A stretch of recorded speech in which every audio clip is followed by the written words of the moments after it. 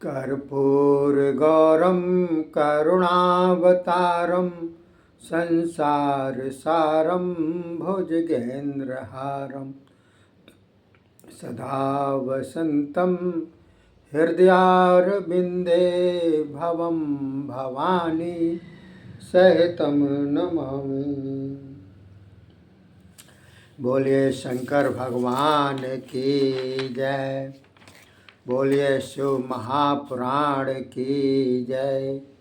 बोलिए हिंदू सनातन धर्म की जय। देखिए साथियों, ये शिव महापुराण का 30वां अध्याय चल रहा है, जिसके अंतर्गत अवधूत अवतार तथा इंद्र गर्भ खंडन के विषय में बतलाया गया है।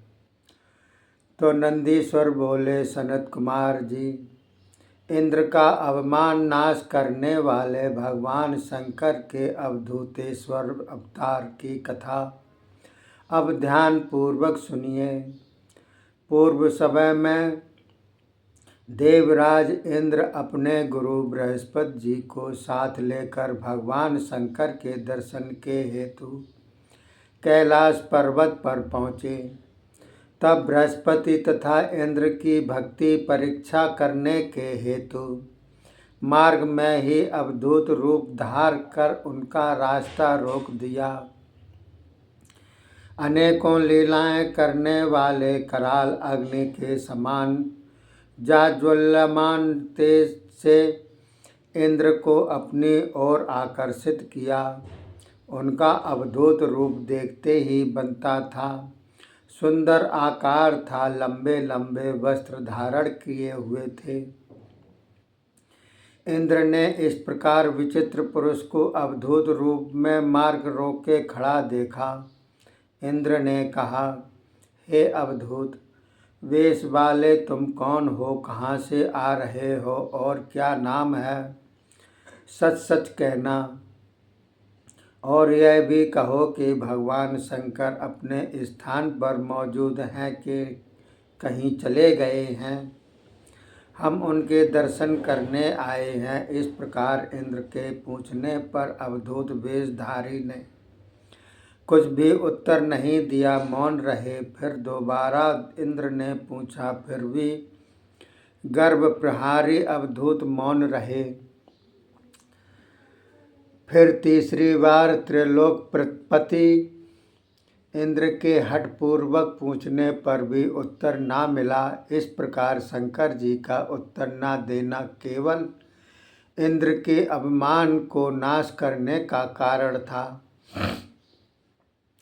तब इंद्र को बड़ा क्रोध आ गया और बोले, मूर्ख दुर्मति, तेरे नम्र भाव से बार बार पूछने पर भी तुम कुछ उत्तर नहीं दे रहे। इसका फल तुम्हें अभी देता हूँ।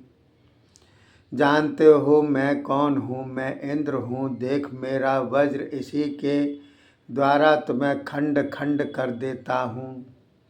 देखूं अब तेरी सहायता कौन करता है। इंद्र ने इतना कहकर वज्र उठा लिया और उसकी ओर फेंकने के हेतु हाथ उठा लिया, किंतु वज्र का छूट जाना तो अलग रहा, इंद्र का हाथ भी ऊंचा होकर अकड़ा रह गया और वज्र भी उसमें चिपटा रह गया। यह देख इंद्र घबरा गया। वह मंत्र एवं औषधियों से बंधे हुए सूर्य के भांति बंद हो गया। फिर बृहस्पति ने अपने जाज्वल तेज से अवधूत के तेज को नष्ट करने का विचार किया। फिर उन्हें मालूम हो गया कि ये तो साक्षात शिव हैं। फिर तो झुक झुक कर प्रणाम करने लगे और प्रार्थना भी करने लगे। बोले, हे देवों के देव महादेव, आप दीन बंधु दयालु भगवान हो। हमारा अपराध क्षमा करो, हम आपका स्वरूप नहीं जान सके। नाथ, हम आपकी माया से मोहित हो रहे हैं। ब्रह्मा विष्णु भी आपकी माया से मोहित होकर भटकते रहते हैं।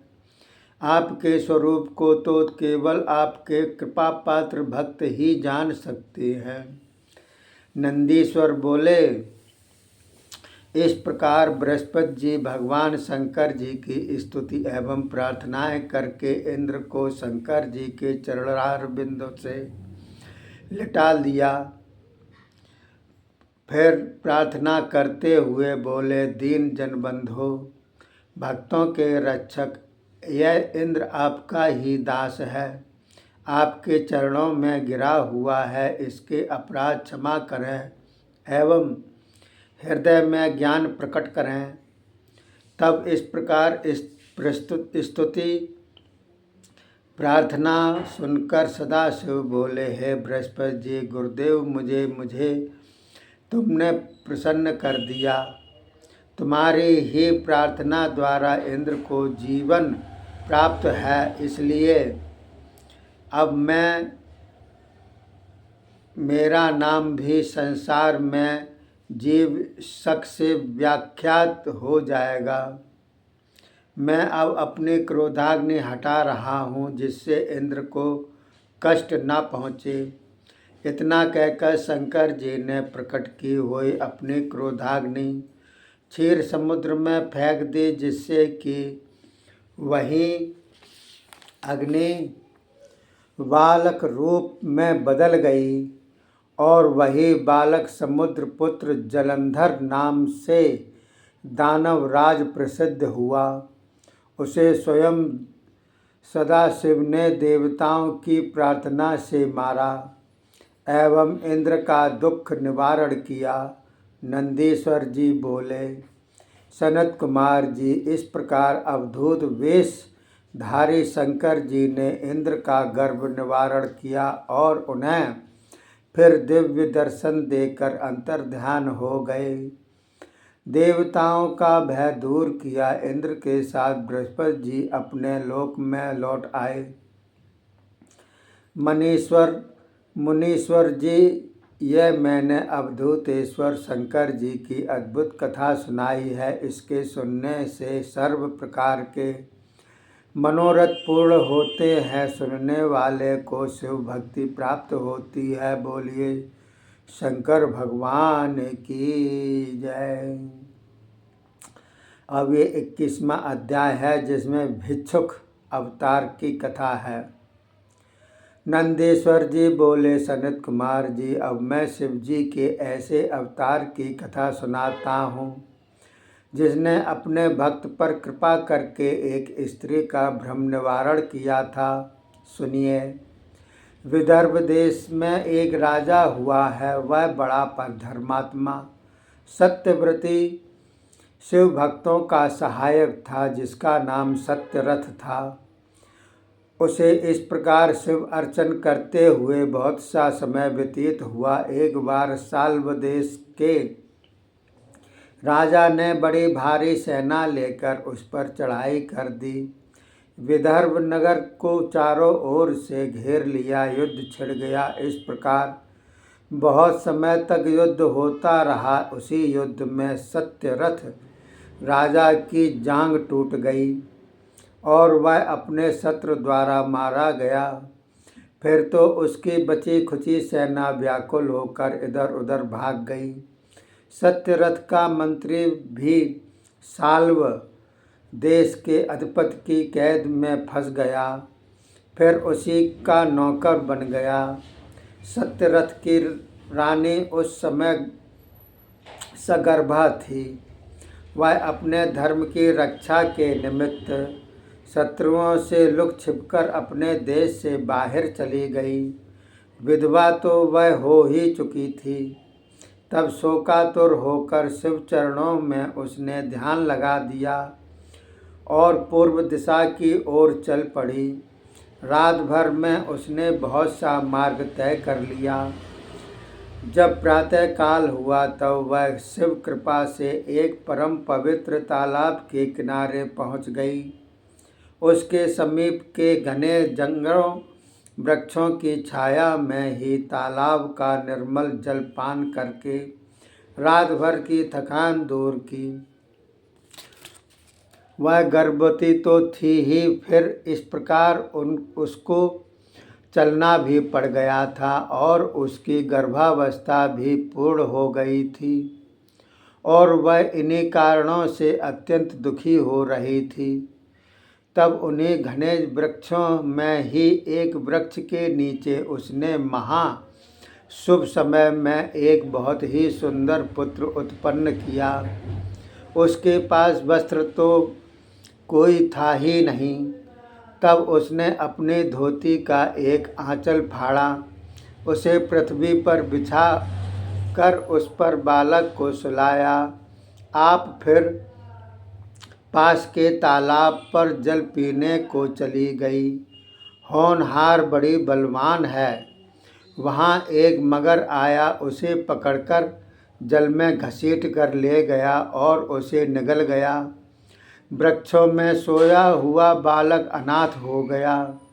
अंतर्यामी शंकर यह दृश्य देख न सके। उन्हें दया आ गई, क्योंकि उसने शिव की शपथ ले ली थी और शिव का नाम पुकारते पुकारते ही वहाँ पहुँची थी। तब शिव जी ने भी उस बालक के लिए एक उपाय कर ही दिया। वहाँ एक भिखारिन जिसका पति मर चुका था पहुँच गई और उसकी गोदी में 1 वर्ष का पुत्र भी था और वह उसी स्थान पर पहुँची जहाँ वह बालक पड़ा रो रहा था। उसे लिंग भी अग्नि द्वारा टुकड़े टुकड़े होकर बिखर गया। तब तो वह महानंदा बहुत व्याकुल हो गई। वैश्यनाथ जी अपने प्राण प्रिय शिवलिंग को नष्ट भ्रष्ट देखकर वह चकित हो गई। यहाँ यह बालक किस प्रकार पैदा हुआ होगा? यह तो तभी अभी तो का पैदा हुआ दिखाई देता है। ना मालूम इसकी माता कहाँ चली गई है और यह किस जाति से उत्पन्न हुआ होगा। मैं इसकी पालना करना चाहती हूँ, पर इसकी जात किस प्रकार मालूम हो। इस निर्जन तथा भयानक वन में उत्पन्न हुए बालक को कहीं हिंसक जीव भक्षक न कर जाए। इसका तेज तथा रूप किसी उच्च जाति का ही प्रतीत होता है। इसका स्पर्श भला मैं किस प्रकार करूं? नंदीश्वर बोले, वह ब्राह्मण की स्त्री भिखारिन अभी विचार ही कर रही थी कि तब देवाधिदेव दीन जनन पालक महादेव हाथ में खप्पर लिए एक भिखारी के रूप में वहाँ पहुँच गए। परमात्मा की गति आश्चर्य में डालने वाली है। वह अपनी इच्छा के अनुसार सब कुछ करते हैं। भिक्षुक के भेष वाले शंकर मुस्कुराते हुए ब्राह्मणी से बोले, ए द्विजपत्नी, तुम इस बालक को स्वीकार करो और मन में किसी प्रकार के भ्रम का स्थान न दो। इसका पुत्रवत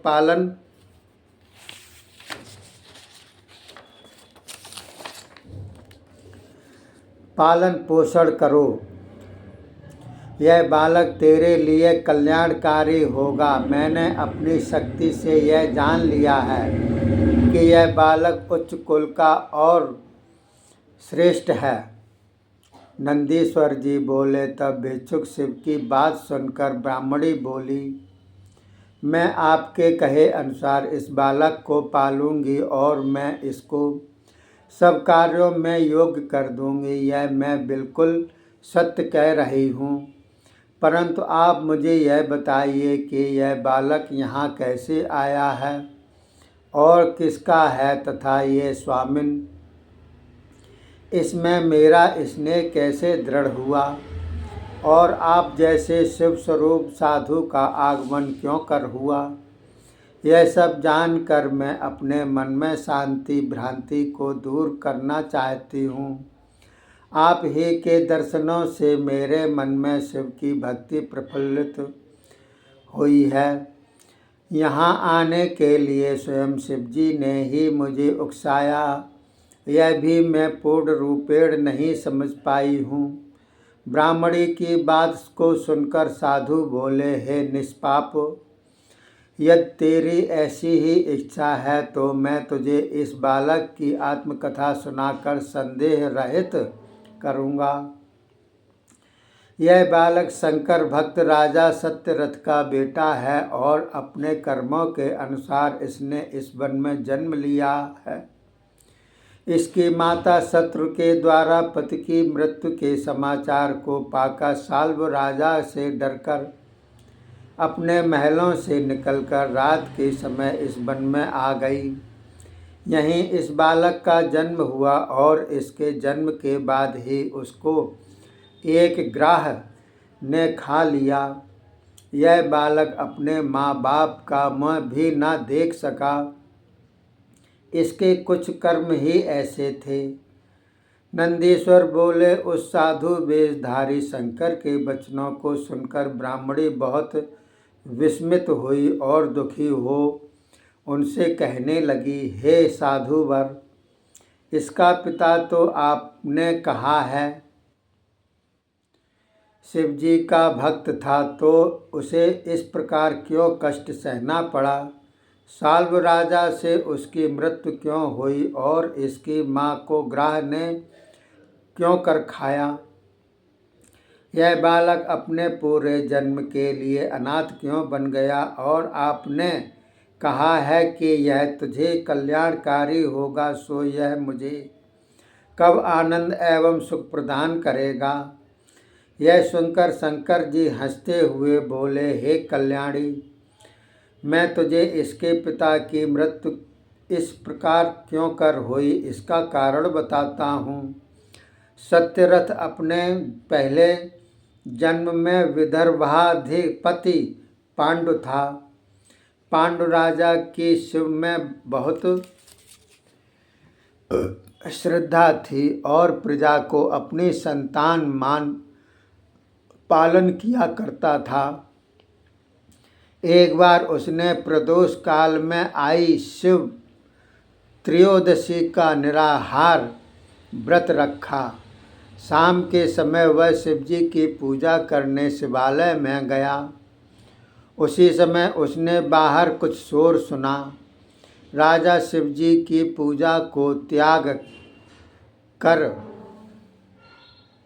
शोर का कारण जानने के लिए बाहर गया। इससे शिवजी उस पर कुपित हो गए। शत्रु पक्ष का मंत्री जो बहुत बलवान था, अपने सामंतों को साथ लेकर सामने आ गया। राजा ने सोचा, यह तो शस्त्रों से सुसज्जित है और मैं अशस्त्र हूँ, इसे कैसे मार सकता हूँ? मैं तो यहाँ पर अशस्त्र हो शिव पूजा के लिए आया था। शत्रु ने मौका पाकर उस पर वार किया, किंतु राजा के अंगरक्षकों ने उस मंत्री का सिर काट डाला। शोर समाप्त हो गया। तदंतर राजा अपने महल में चला आया और शिवजी की पूजा आदि सबको भूल गया। रात को भोजन भी कर लिया। इसी कारण उस जन्म में भी उसकी मृत्यु शत्रु के द्वारा हुई और इस जन्म में भी उसी प्रकार यौवन काल में ही शत्रु के द्वारा मृत्यु हुई। अब उस राजा का पाप फल नष्ट हो गया है और अब वह श्रेष्ठ स्थान पर जन्म ग्रहण करेगा। रानी ने अपनी मौत के साथ पहले जन्म में वैर किया था और उसे मार डाला था। अतएव इस जन्म में मगर ने उसे मारा ही है। कल्याणकारिणी, यह कथा मैंने तुम्हें सुना दी है। जो नर शिव का भजन और भक्ति नहीं करता, वह दरिद्र हो कष्ट भोगता है। यह बालक पहले जन्म में एक ब्राह्मण प्रवर था, किंतु इसने ब्राह्मणोचित कर्म न करके अपने जन्म को व्यर्थ ही गंवा दिया। इसने शिव पूजा की ओर कभी ध्यान नहीं दिया, इसीलिए इसकी आज यह दशा है।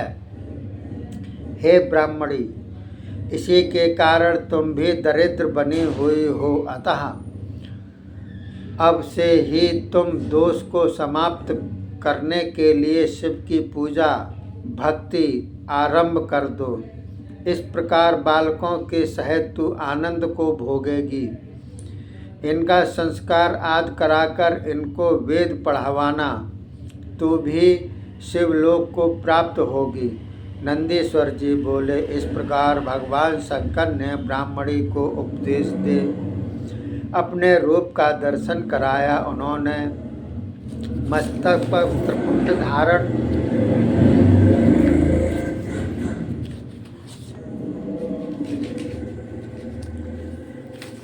धारण कर रखा था और सिर पर जटाएं बंधी हुई थी। मुंडमाला गले में पहनी हुई थी। अंग प्रत्यंग में सर्प खेल रहे थे। भस्म लगे शरीर पर सिंह की खाल शोभा पा रही थी।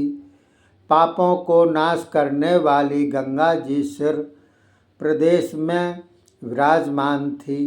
इस प्रकार शिव को अलौकिक रूप का पान कर ब्राह्मणी ने गदगद हो अनेक प्रकार से उनकी स्तुति की। शिव जी स्तुति से संतुष्ट हो गए और ब्राह्मणी को आशीर्वाद देते हुए अंतर्ध्यान हो गए। उनके चले जाने पर ब्राह्मणी बालक को लेकर घूमती हुई अपने आश्रम पर पहुंच गई। वह चक्र नाम के नगर में रहकर उन बालकों का पालन अनाज आदि से करती रही। कुछ दिन बीतने पर उसने उनका यज्ञोपवीत संस्कार कराए वेद अध्ययन में लगा दिया। उन बालकों को साडिन्य मुनि पढ़ाते थे। उन्होंने दोनों को प्रेम पूर्वक वेद पढ़ाए। वह बालक बहुत गुरु भक्त एवं आज्ञा पालक थे। वह बहुत विद्वान हो गए और शिव में उनकी अचल भक्ति हुई। एक समय वह दोनों अपनी माँ के पास खेल रहे थे। उस समय राजकुमार अकेला नदी स्नान करने चला गया। ब्राह्मण पुत्र का घर में खेलता छोड़ गया। उसके भाग्यों की रेखा चमक उठी थी।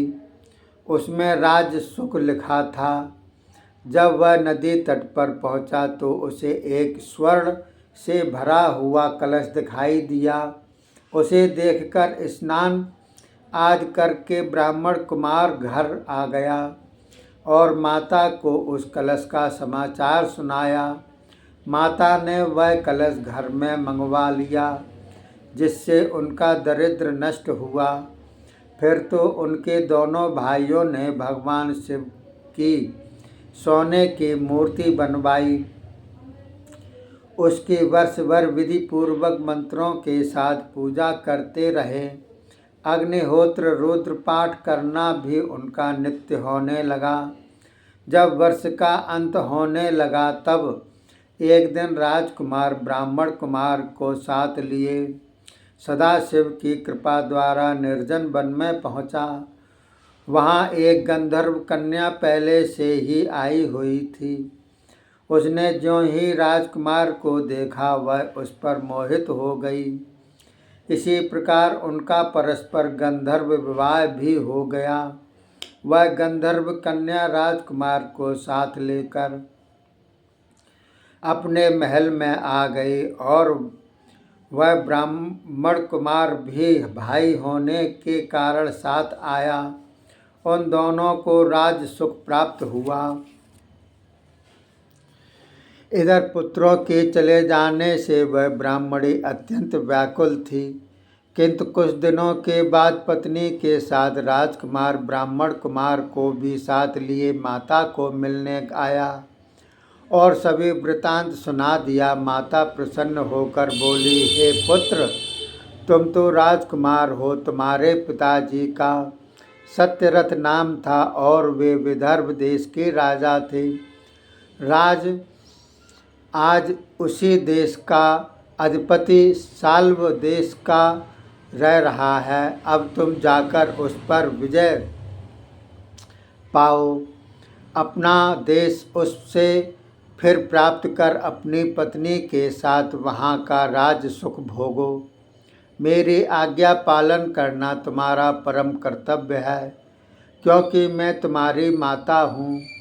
वह सुनकर राजकुमार ने उसी समय गंधर्वों की सेना को साथ लेकर साल्व भोपाल पर चढ़ाई कर दी और उसके साथ युद्ध करके अपने पराक्रम के साथ उसे दूर भगा दिया और स्वयं राजा बना।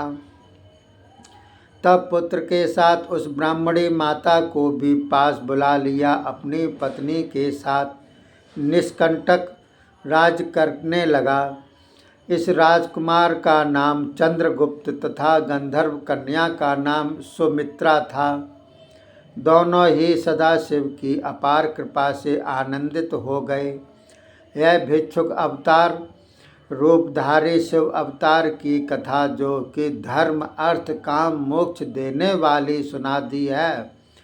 इसके श्रवण मात्र से मन वांछित आनंद व फलों की प्राप्ति होती है तथा अंत में शिवलोक मिलता है। बोलिए शंकर भगवान की जय। बोलिए शिव महापुराण की जय। बोलिए हिंदू सनातन धर्म की जय। हरि अनंत हरि कथा अनंता, सब विद कहे सुने सब संता।